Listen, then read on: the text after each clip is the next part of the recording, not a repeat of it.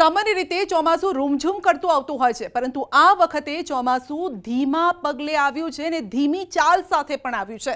કઈ રીતે એ આપને સમજાવું। ગુજરાતમાં ચોમાસું આ વખતે ધીરું આવ્યું છે અને ફરી અટકી ગયું છે અને તેણે જ ચિંતા વધારી છે। આપ જોઈ શકો છો કે મોડે મોડે ચોમાસું આવ્યું છે। જૂનની 15 તારીખ સુધી ગુજરાતમાં ચોમાસું આવી જતું હોય છે, જે સંભવિત તારીખ હોય છે દર વર્ષની, પરંતુ આ વખતે જૂનના અંતમાં આવ્યું છે અને એ પણ લગભગ આટલા જિલ્લામાં જ અત્યારે તો પહોંચ્યું છે।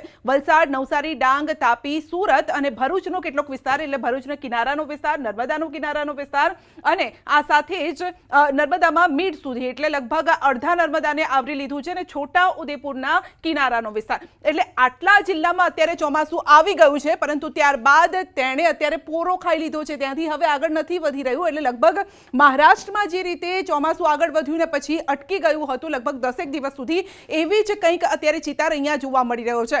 એટલે મોડે મોડે આવ્યું અને એ પણ અટકી ગયું છે। અને સંભવિત તારીખો દર વર્ષની કયા પ્રકારની હોય છે, તો સંભવિત તારીખ એટલે 20 જૂનની આસપાસ લગભગ અડધા ગુજરાતને ચોમાસું કવર કરી લેતું હોય છે। અને એટલે કે પોરબંદર, રાજકોટ, બોટાદ, અમદાવાદમાં પણ આવી જતું હોય છે અને અરવલ્લી અને મહીસાગર સુધી પણ આવી જતું હોય છે। અને 25 જૂન એટલે હાલની તારીખો સુધી પણ જોઈએ તો અડધા એટલે પોણા ભાગના લગભગ ગુજરાત, પોણાથી વધારે ભાગના, કારણ કે કચ્છનો વિસ્તાર મોટો છે, બનાસકાંઠા અને લગભગ પાટણ સુધી, એટલે લગભગ 2 જિલ્લા બાકી રહેતા હોય છે, કચ્છ અને બનાસકાંઠા, ત્યાં સુધીમાં 25 જૂન સુધીમાં લગભગ આવરી લેતું હોય છે। આમ જોવા જઈએ તો લગભગ આખા ગુજરાતને જૂનના અંત સુધીમાં તો ચોમાસું આવરી લેતું હોય છે। પરંતુ અત્યારે સ્થિતિ એ છે કે અહીંયા આવીને અટકી ગયું છે અને હવે આગળ ક્યારે વધશે એ ખબર નથી અને તેણે ચિંતા વધારી છે। તો ચોમાસાની આગળ વધવાની ગતિ અટકી ગઈ છે।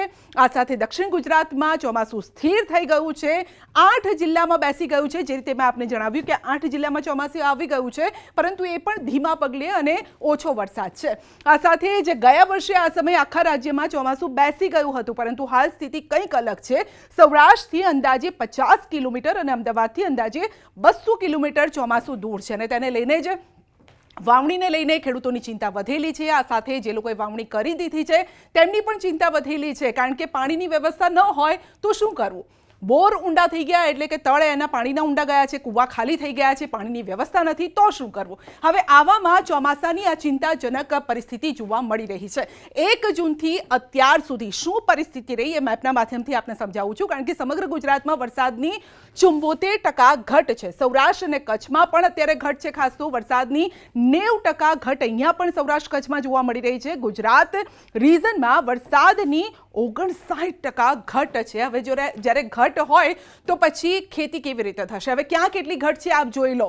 કચ્છમાં 99%, બનાસકાંઠામાં પણ ઓલમોસ્ટ 70%, પાટણમાં -76%, સાબરકાંઠામાં લગભગ 80%ની આસપાસ માની લો, મહેસાણામાં પણ 64%, અમદાવાદમાં 64% છે। આ સાથે જ સુરેન્દ્રનગર, ગાંધીનગર, અમરેલી અહીંયા પણ લગભગ 20%થી લઈ અને 50% જેટલી ઘટ અહીંયા જોવા મળી રહી છે।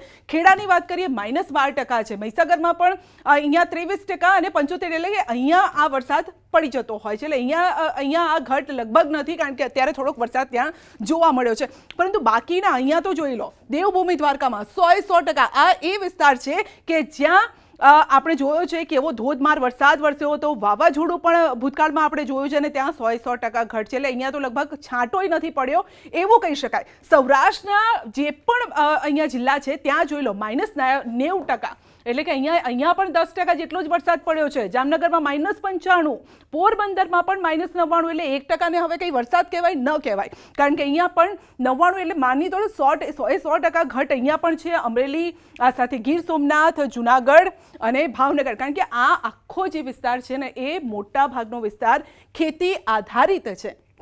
અહીંયા તાતી જરૂરિયાત છે અને ત્યાં જ વરસાદ નથી વરસી રહ્યો। હવે જ્યાં ચોમાસું પહોંચ્યું છે એ વિસ્તારોમાં આપ જોઈ શકો છો, જ્યાં ચોમાસું પહોંચી ગયું છે, વલસાડમાં પણ લગભગ -80% છે, નવસારી જ્યાં ચોમાસું પહોંચી ગયું છે અહીંયા 81%, ડાંગમાં -64%, તાપીમાં -83%, સુરતમાં -81%, ભરૂચ, નર્મદામાં થોડોક વિસ્તાર આવરી લીધો છે તો ત્યાં પણ -69% અને છોટાઉદેપુરમાં ત્યાં પણ કિનારા પર પહોંચ્યું છે, પરંતુ -67% અહીંયા પણ જોવા મળી રહ્યું છે। એટલે એવા વિસ્તારો છે કે જ્યાં ચોમાસું પહોંચ્યું 8 જિલ્લામાં, પરંતુ ત્યાં પણ ઘટ છે। હવે આવામાં ખેતી કેવી રીતે કરવી એ એક મોટો સવાલ છે।